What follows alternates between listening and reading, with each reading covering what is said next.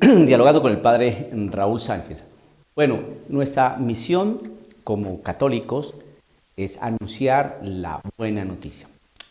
Vayan a evangelizar a todas las naciones, anunciando el querigma, todo ese misterio de la vida, pasión, muerte y resurrección de nuestro Señor Jesucristo, y anunciar ese gozo tan enorme de saber que la muerte no tiene la última palabra, sino que todos aquellos que hemos podido luchar y estamos luchando por alcanzar la vida eterna, es decir, resucitar con Cristo Jesús, pues eso es lo que nos lleva a nosotros a estar alegres, a saber que tenemos la esperanza de saber que si estamos con Cristo Jesús, pues vamos a estar con Él una vez nosotros muramos, porque Él venció a la muerte. Ese es el mayor gozo, la mayor alegría, la mayor esperanza, esa es el fundamento de nuestra fe, ¿no? Esa realidad que nos hace a nosotros estar siempre atentos, alertas, vigilantes, como nos enseña la palabra del Señor.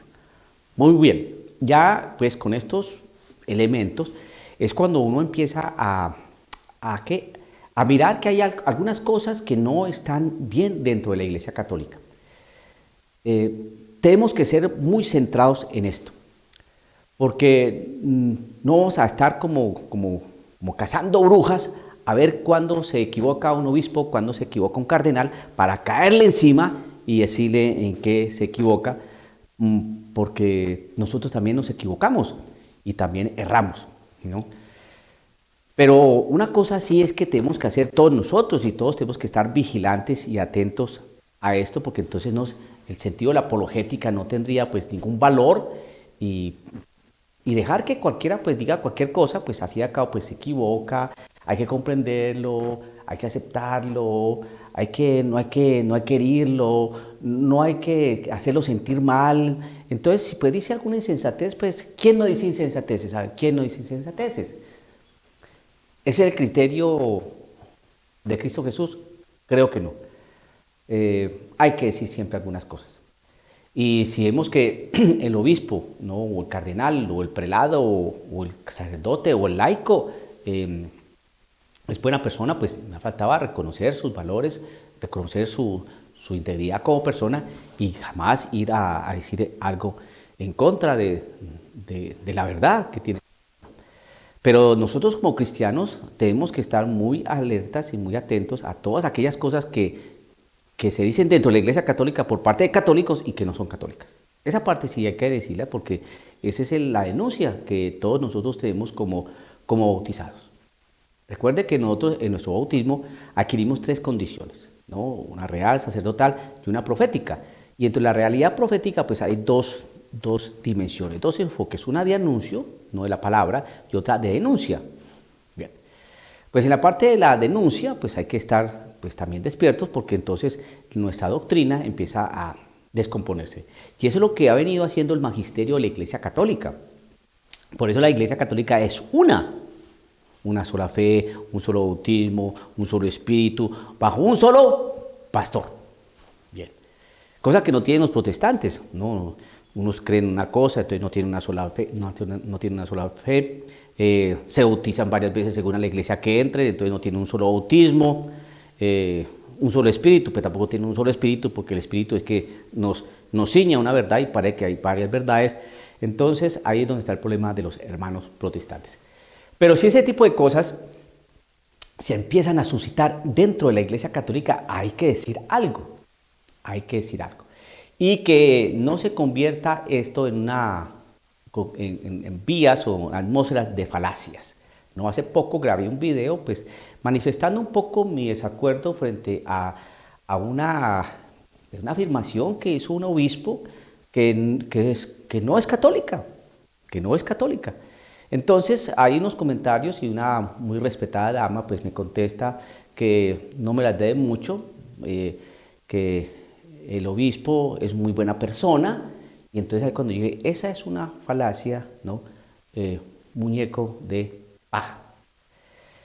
¿Qué es eso? Pues yo jamás en el video dije que el obispo era mala persona, jamás dije que el obispo era mala persona, sino que está diciendo algo que no es católico, algo que va en contra del dogma. Eso es muy distinto a que sea mala persona. Entonces, la gente elabora, ¿no?, sus propias concepciones, elaboran ahí su muñeco, por eso se llama falacia muñeco de paja, porque elabora su muñeco, ¿no?, y ahí le da garrote, ¿no?, como si uno hubiera dicho eso. No, elaboró su muñequito y ahí le dio garrote. Jamás dije que lo era mala persona. Nunca dije eso. Entonces, por eso es que hay gente que prefiere no decir nada, porque temen a que los ridiculicen, temen a que se mofen, temen a la descalificación y cosas de estas. Pero uno tiene que estar muy centrado en la fe.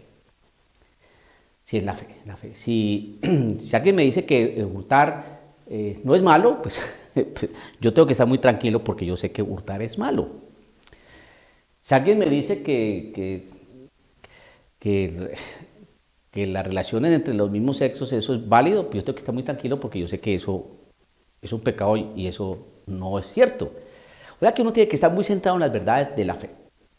Y si un obispo, por muy inteligente que sea y muy santo que sea, dice algo que va en contra del dogma, pues uno tiene que decirlo porque no es mi criterio el que me respalda, sino la misma palabra del Señor, la misma tradición de la Iglesia del Señor y el magisterio. Entonces uno tiene que estar muy tranquilo porque esa es nuestra fe.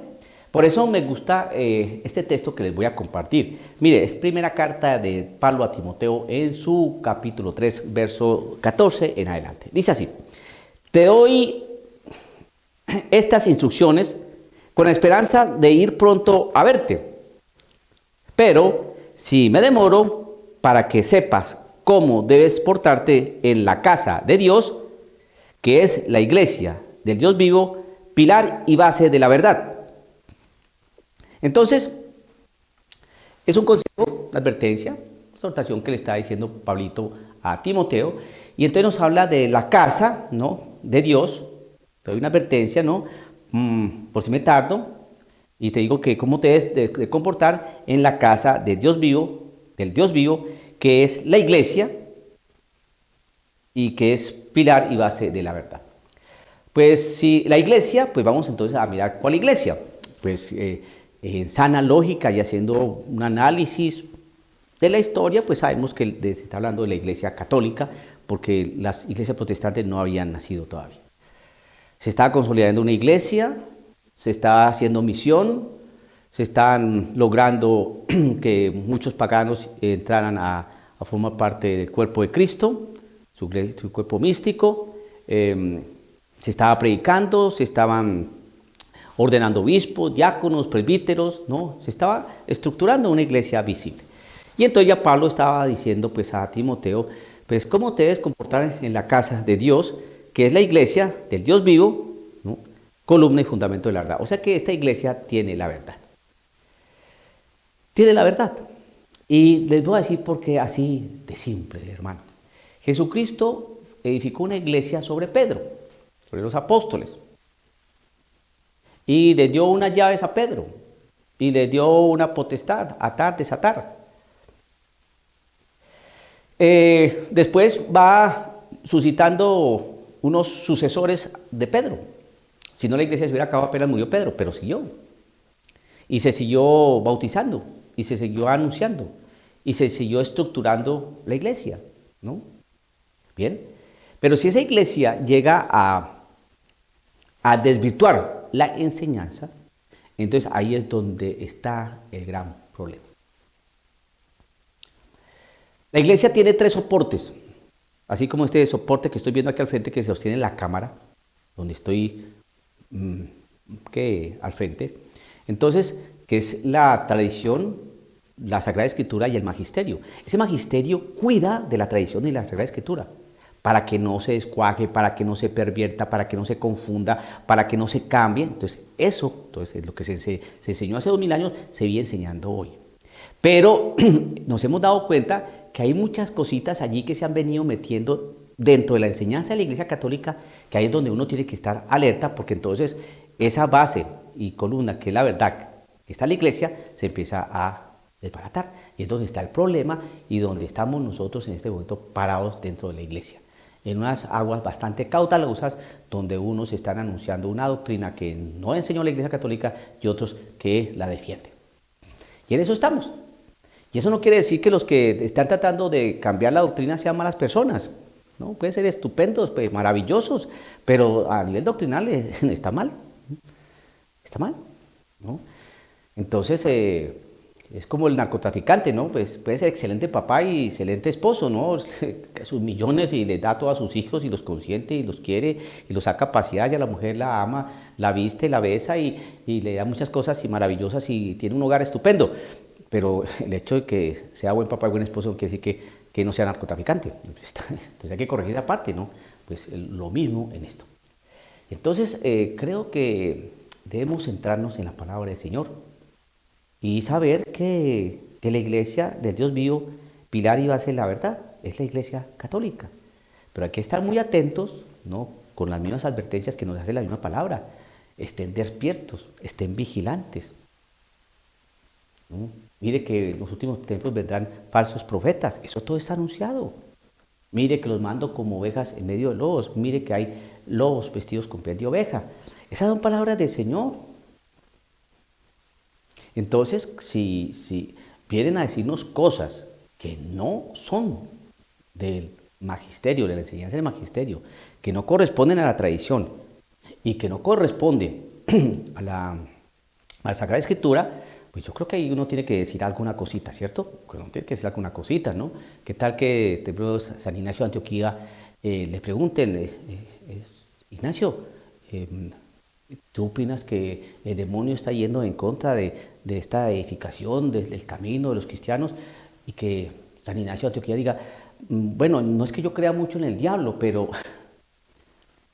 Entonces yo creo que uno tiene que decir alguna palabrita cuando se dicen cosas que no corresponden a la sana doctrina, que no corresponden a la enseñanza tradicional de la Iglesia Católica, que no corresponden a lo que ha cultivado y cuidado el magisterio de la Iglesia Católica. Uno tiene derecho a decir las cosas porque no es que uno está de terco ahí, no es que uno esté de terco ahí, sino que uno dice, hey, espérese, ¿de dónde sacó esta opinión este señor, obispo?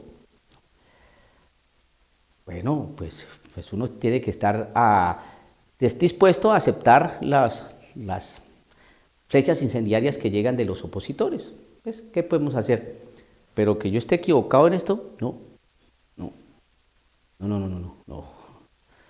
Eso es una opinión de este importantísimo hombre de Dios, pero ahí sí se resbaló y se resbaló muy duro y va a tener que tratar de mirar cómo arregla lo que dijo, porque para los que conocemos la sana doctrina sabemos que falló.